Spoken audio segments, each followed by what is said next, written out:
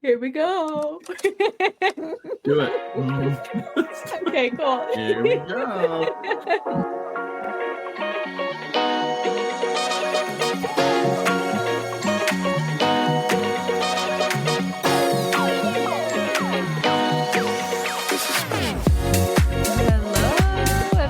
Back to another episode of Coffin Talkin', where we unravel the mysteries, embrace the peculiar, and find humor in the unconventional world of funerals and death. I'm Holly. I'm here with Frank. Hi, Holly. Again, Hi. and hi, Coffiners. Hi, we have Coffiners.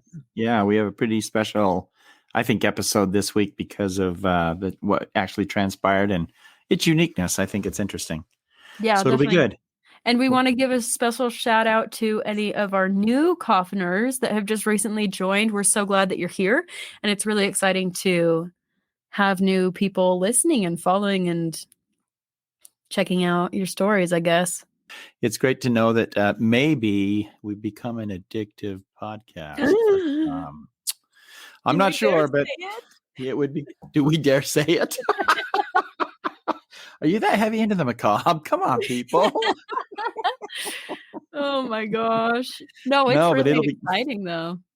Yeah, it's good to know that there are continued listeners and that there are actual new listeners coming on board, and hopefully you'll find some of the past episodes to your liking as well. So definitely. But let's jump in. How was your week?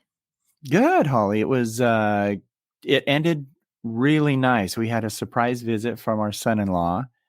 And I guess traveling back from, one of his meetings in LA. And so we got a text saying, hey, I've got a layover in Arizona. Don't know if I'll make a connecting flight. If I can't, I'd love to come by and, I think he said loved. I'd love to come by and see you guys. So we waited and we waited and we waited, and we got a call from him driving from the airport to the house. So that was exciting. Oh, really? Yeah. He never texted back. He just told me, I'm about 20 minutes away. I said, fantastic. We'll see you then. Great. Hurry, clean the kitchen. No, it's good. It was so good to see him, though. He is so mellow. Oh my gosh, he reminds me a lot of your husband. And really? Yes, and how mellow when you get just into a conversation, how mellow they can really be without any other disturbances or interferences like from children. Yeah, it is really nice to just be able to have that conversation. Very steady. Yes, he is. So very good. Anyway, that was the highlight of my week and the end of my week. And so that was good. We've been extremely busy. And so this episode is, I hope, doesn't feel rushed, but it is kind of in the middle of everything going on. So hang with us, even though we might be. No, it'll be good. No, it'll be good. You won't notice a difference. Holly, how was your week? Well, now, okay. Thanks a lot, Dad. Now they're going to be looking for a difference. Oh, boy. We're going to get floods of emails this week. I can't watch that one. I can't listen to that one anymore. They're too hurried on there. I can't understand a thing they're saying. So down. You know what's interesting though is on podcasts you have that option to either speed up the podcast or slow it down. Oh my gosh, you're right. So we hope that you keep it at a normal pace. Yeah. Hopefully we don't sound like mice as we're recording this. That's right. As you're listening. But my week was good. I have 2 things to share, and they both involve my teeth. Wow, so, what happened? For one, pretty sure you sent the curse of the cavity over to me. Okay. Because, oh my gosh, I have Which is, you know what, Holly? Okay, because everyone should experience a little mouth pain. All right, go ahead. That being said, go ahead. Okay, no. Let me just let our coffiners understand. My teeth are very problematic. Oh my gosh, then you do have my teeth. Yeah. Mm-hmm. I think I inherited the hanger being stabbed into my tooth. Somehow I got that inherited from you. It's to the point where every time I move, every time I go over like a bump in the road, oh no, I can feel it in my tooth. And this started happening late this past week, and I went to go make an appointment and they're closed Friday, Saturday, Sunday. So I am making an appointment on Monday. That sounds just like me. I know. I know. Of course. Of course. And the other thing about my teeth is kind of silly, and coffiners, don't judge me. You know how once you're done with braces, you get a retainer? Yes. So I have a plastic retainer, and it kind of is like one of those Invisalign ones. Okay. Where it's not metal. So I haven't worn this thing for months. Easily. So I was flossing one night and I was thinking, I'm going to treat my teeth. I'm going to put them back in place. So I put my retainer in next morning. Okay. Also, don't judge me double because I have the worst habit of biting my fingernails off. Okay. So my fingernails are down to their stubs. And this thing is so tight on my teeth. It took me half an hour to get it off. It was just stuck. Here's what I had to do. I had to get a drill bit out of the garage. I had to wrap one of my fingers in toilet paper. Oh, jeez. So it wouldn't hurt when I'm trying to pry it off. It was the fingernail that I have the most fingernail on. Okay. And I just went ever so slightly on each side, and half an hour later it was out. So may that be that'll teach you. Tale. You should keep wearing those retainers, Holly. Yes. Yes. Holy moly, that's funny. Yeah. Oh, but it does make me feel bad that you're having teeth issues. Of course, you know what's going to happen when the fictitious Lisa hears this episode. She's going to say, "Holly, and Lambert." She's gonna yell it out in the car. Holly, I know. You get to the dentist. Yeah. Well. Oh man, but I guess that's it. Okay. Well, good. I'm glad I'm glad it was an upbeat week for you there, Holly. Yeah, it was just fantastic. It was really nice. Yeah. Okay. Well, yeah. Let's move on to other people's problems, and let's be frank. Okay. Thanks, Holly. So before I begin this week's story, I want to tell you a little episode of what took place probably about 5 days ago. And I have a friend who has been coming into the mortuary, not a lot, but occasionally coming in to just kind of see how I'm doing and to kind of experience, I don't know, whatever it is that I'm experiencing at the funeral home. Yeah. And so I heard from a friend of hers that she was being placed in hospice. So I went to the hospice unit and I sat there and I was talking with her, and she had told me that she wanted to be cremated, and then she wanted to go ahead and she didn't know what to do with the cremated remains. Well, in the course of the conversation, and maybe some of the coffiners don't know this, but cremated remains can be split up any way you want. I mean, you can send them to whoever you want. You can keep them. You can bury them. You can scatter them. There's a number of different things you can do. So I found out that she has 3 sisters. One is in Sweden, one is in Germany, and the other one is in France. Oh my gosh. And so that is as far as our conversation had gotten. And just then a hospice care worker walked into the room, and she looks at the two of us talking, and this lady reaches over and she grabs my hand and she said, "Do you mean that I could go to Germany? I could go to Switzerland? I could go to France?" Oh. And I said, "Absolutely." And the hospice care worker, not knowing what we were talking about, just broke into tears. And she walks over to the bedside and she says, "Did the doctor not tell you you only have a couple of days left of life?" Oh my God. And we just started laughing. Oh. She and I just started laughing. And I said, "Well, that's what happens when you come in half the conversation. We're talking about where her cremated remains are going to go and how excited she is now that she can see Germany, Switzerland, and France." At least she was laughing and in good spirits about it. Yeah. And she let go of my hand and she held up both hands to the nurse. And she goes, "Come hold my hands." Just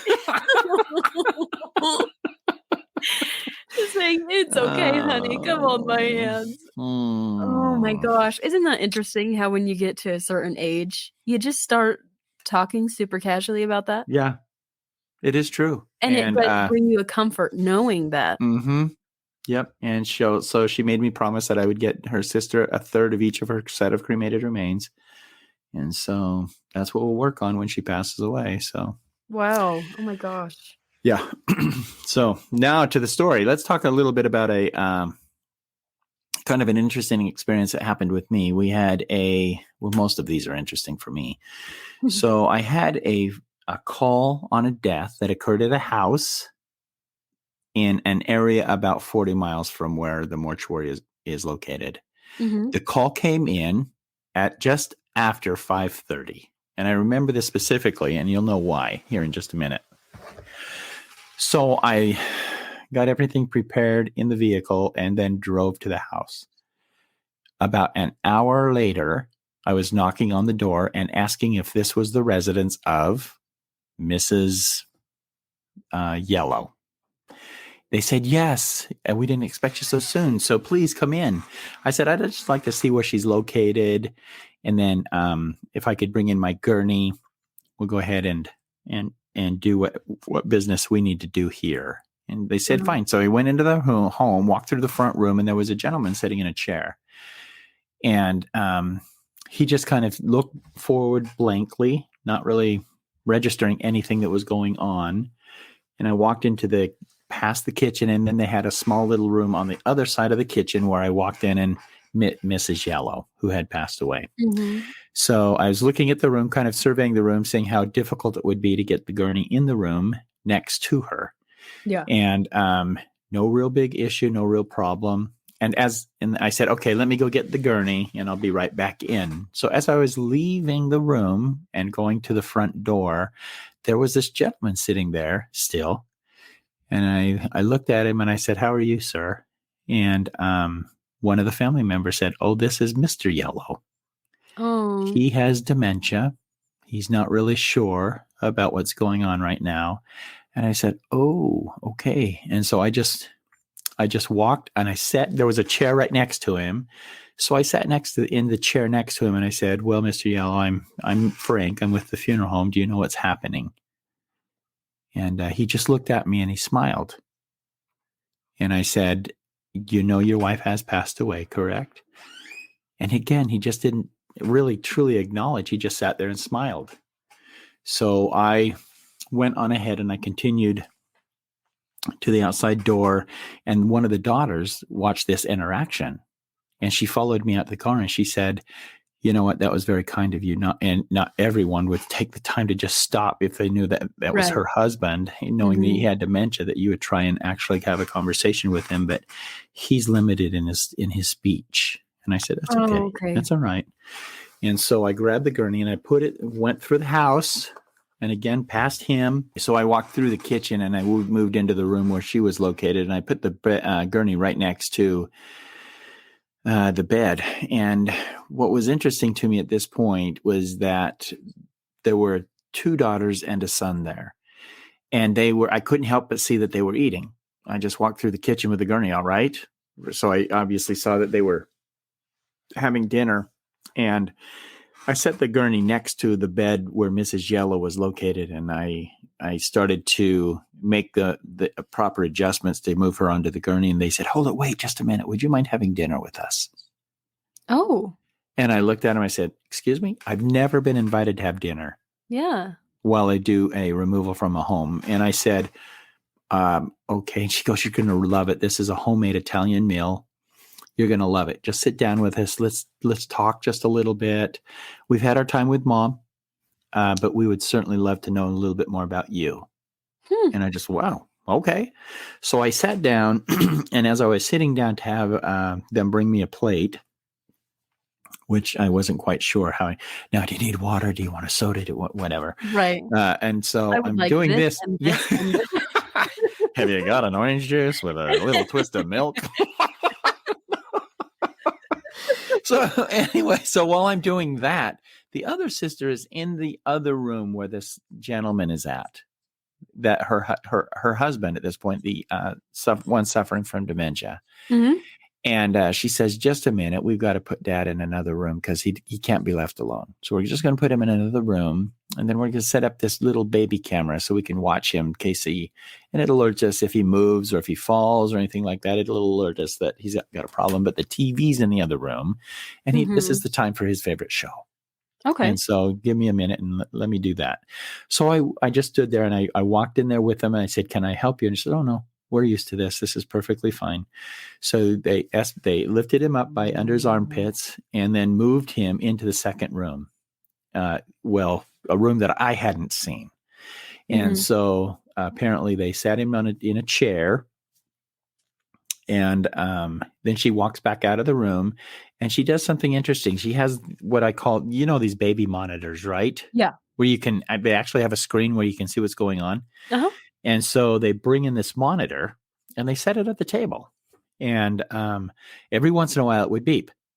And the beep would then notify them that he's moving, right? Okay. So something's happening.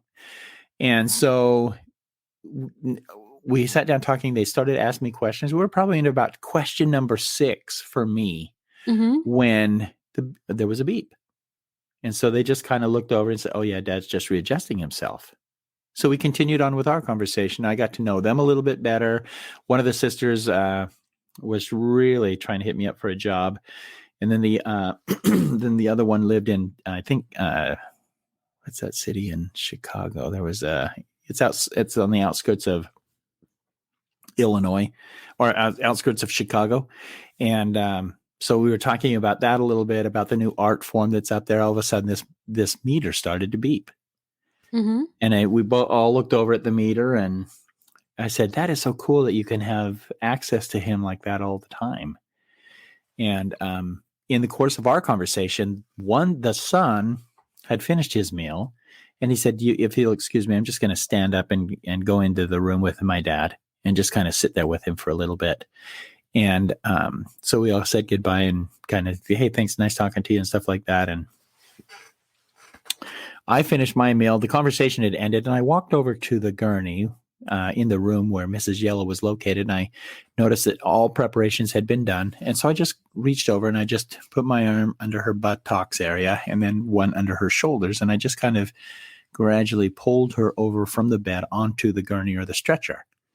So I had put seatbelts on her, which is customary, and then put a cover over the top of her, leaving her face exposed so that they could say goodbye one last time, right? And so when I had moved her from the room where she had died into that little kitchen area, that monitor started to just go beep, beep, beep, beep, beep, beep, beep, beep, beep, beep, beep, beep, beep, beep, beep, beep. And we all looked over and thinking, oh my gosh, he's fallen. That was the first thing from the sister. He's fallen. And the one sister yells to the other room, to the brother, did Dad fall? And he said, no, we're just sitting here watching TV. And then we looked, and I sent you the picture, Holly, and I want you to take a minute because I asked them immediately, take that photograph. And I said, and so I want you to describe to the listeners what the photograph looks like and what you're seeing. Okay. So in the far left corner, you can see the dad, Mr. Yellow, sitting in his recliner. Looks like pointed towards the TV. You can see a shadow close to him of the brother. That's the son. Or son. And to the side of him, to the side and to the back, is just a prism of light. And it's it's spanning from the bottom to the top of the monitor. And it's just pure light is all I can describe it as. So is it one solid? You got to describe how it is shaped. Yeah, though. It's one solid shape and it almost looks like a diamond shape. So I just want to focus on the fact that it looks like, when I look at that photo, it looks like there's someone either coming from the wall or getting ready to go up. I don't know, but it looks like something's actually reaching out to the man that's sitting there, right? Yeah. It looks like pulling toward him. Okay. So there you're looking at this photo, and when you see this photo, coffiners, your jaw's just going to drop. Because very seldom I can see things, I can hear things, I can recognize that something's in the room, but this monitor actually picked it up, and we were able to make that I guess that still shot of what it was we were looking at. And so I find it very interesting that, number one, if you look at it close enough, you could almost see that there's something.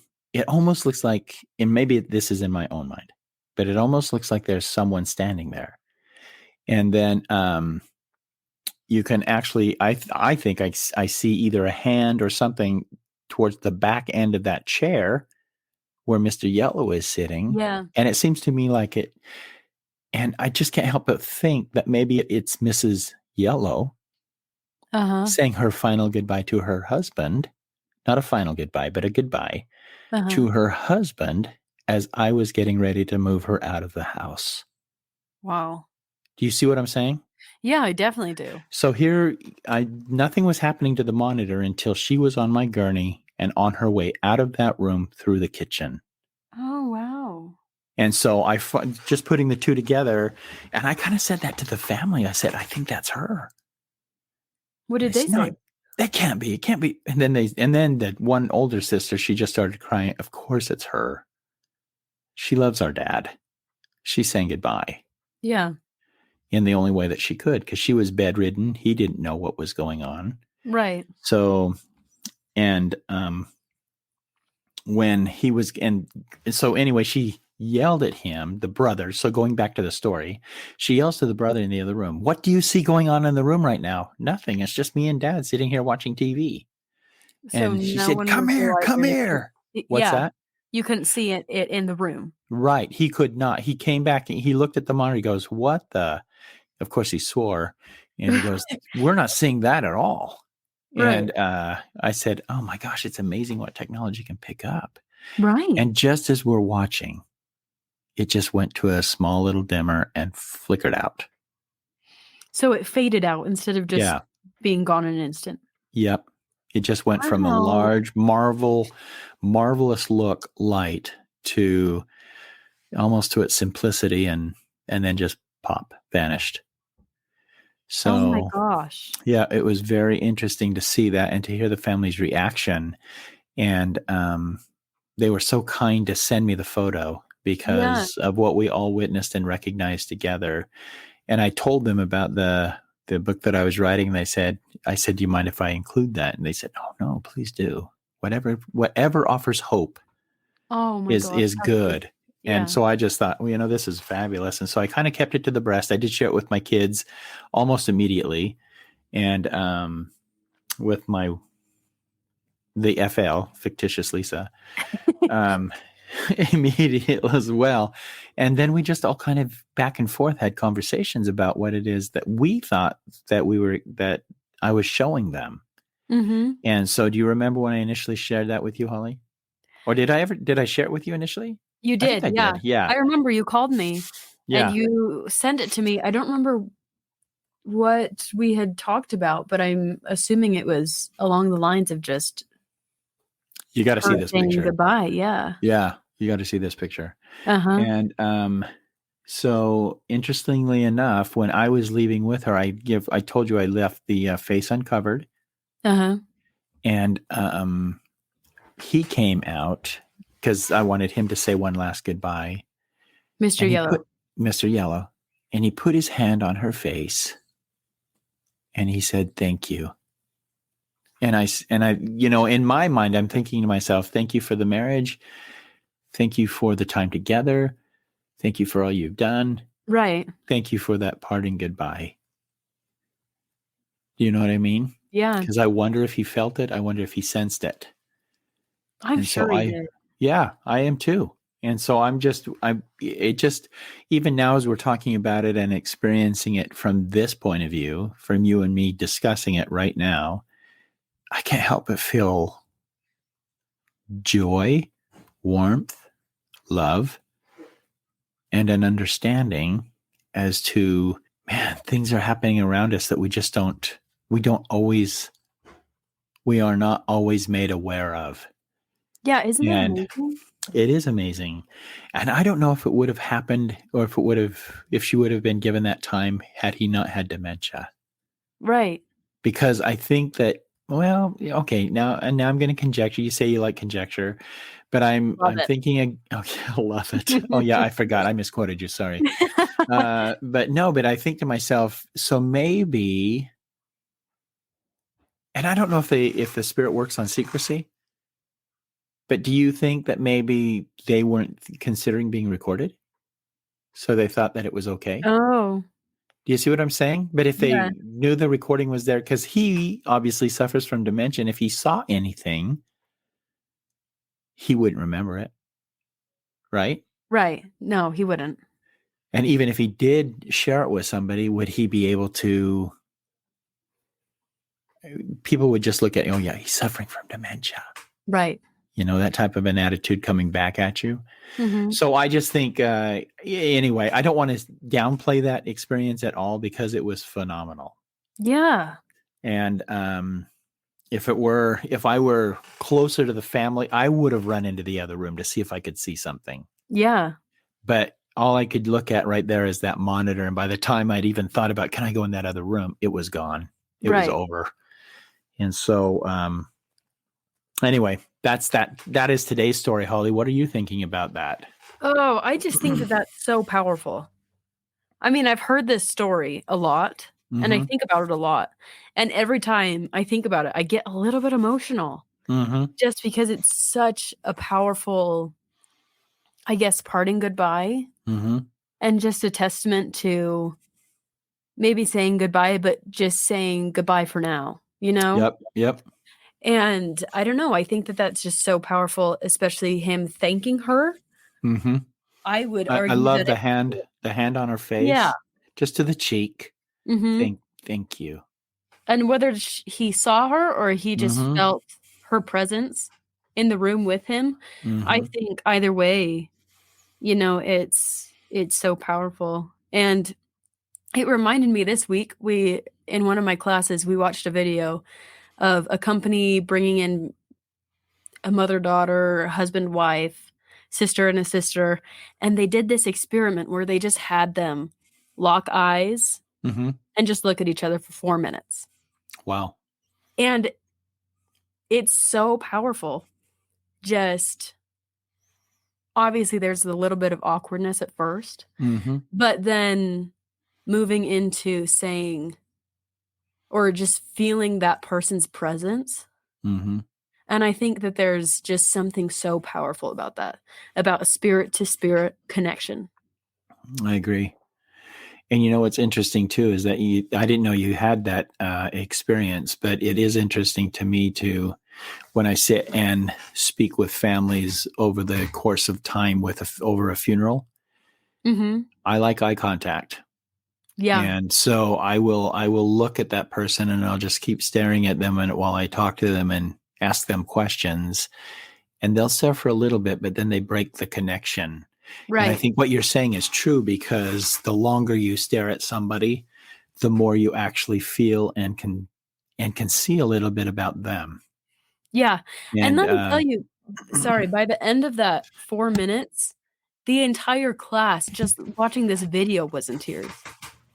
Just wow. because everyone it's so powerful. You see slowly the progression that's being made where it is just, "This person means so much to me," Mm-hmm. and it moves from trivial matters to deep spiritual connections. Well, And I think that's what this husband got to experience with his wife one last time. yeah. Even though her eyes were closed, but Mhm.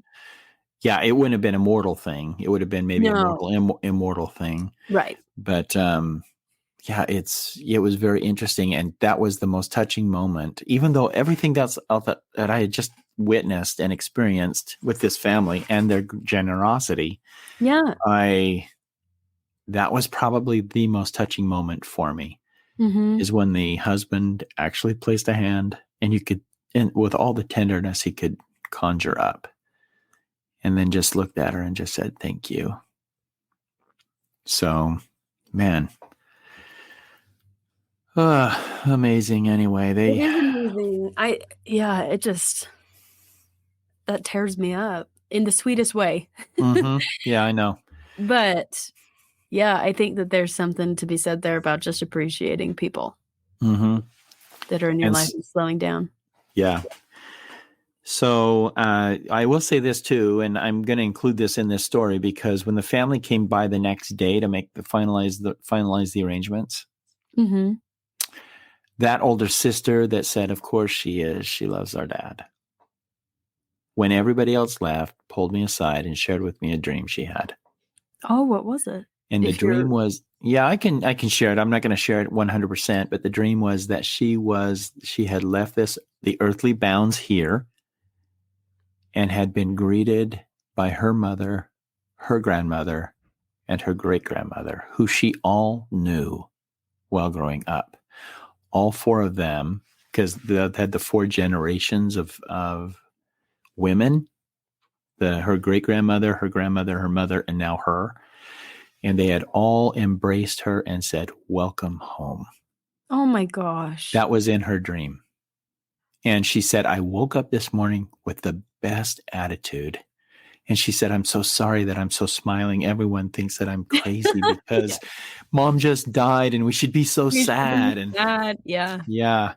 And this was I will share this. This was a Greek family. And so she mentioned the tearing of the cloth and wearing the black swatch on her clothing just to signify that someone in their family had passed away. But she said, "Today I chose to wear beautiful colors." And she did. I mean, it was like springtime, right? Her outfit. And so she said, "If our conversation last night, I knew you would appreciate my dream." Oh and I my said, gosh. "I do. And I'm grateful that you shared."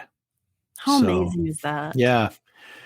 Anyway, yeah. See, now I'm getting a little teary-eyed thinking about this family again, and I don't even know what's happened. They were getting ready to take him back to Chicago, I think, or that little suburb outside of Chicago. So I don't even know how Mr. Lemon's doing. He may not even be around anymore. I don't know. But yeah, very interesting conversation and witnessing of what it is that's taken place. I think that is just the most beautiful story. Don't you think sometimes too, Holly, that we miss out because I'm just going to say this and then we can go ahead and close or whatever you want to do. But if you have questions or comments, but remember the pitter patter? Yes. Remember how people were angry because she didn't come and deliver a message to them? Yes. I think sometimes when people pass away, I think they're trying to tell us goodbye, but we are so caught up in ourselves that we don't see it. Do you see what I'm saying? Yeah. Like the mother of that little girl was upset that message came through someone else, and they just tried to remember, tell her, "Look, it's the message, it's not the messenger." Right. And then he suffering from dementia. Think about the simplest thought pattern ever. Yeah. Would be someone suffering from dementia. And so those vibes, those waves could penetrate immediately. Yeah, just to him. Yeah. And so I just think that, man, if you're suffering, if you have a loved one that's close to passing away, coffiners, or if you've noticed someone in the past that's passed away, think of the time that you spent in that area when they passed away. Was there something happening that was a message to you and you just totally or tried to ignore it? I don't know. Yeah. And was there something that even just brought you comfort? Who is to say that wasn't your loved one past just saying, "Hey, it's okay"? Yeah, I know. Anyway, that's the story. Those were my thoughts on today's little experience. So yeah, I think that's beautiful. And I think that we should just end there. And I guess, yeah, if you are going through a hard time, if someone has passed away, coffiners, just try to choose to see it as a positive, not the passing away, but anything that gives you comfort. Don't lessen that. Agreed. Yeah. Give it light for what it is. And I agree with that. Well said, Holly. Thank you. You well said. Thanks for describing that photo for us. And I think you're gonna put that up right on Instagram or something. Yes. Hop over to our Instagram. It's just Coffin Talkin'. You'll be able to find our logo, and we'll post that with a small recording of the episode as well. And leave us a comment. Let us know what you think about it. What are your theories? What are your feelings when listening to this story? If you have anything like this, or if you want to share anything or ask any questions to Frank, email us at letsbefrank@coffintalkin.com. And we will see you next week. Thanks, Coffiners. We appreciate you.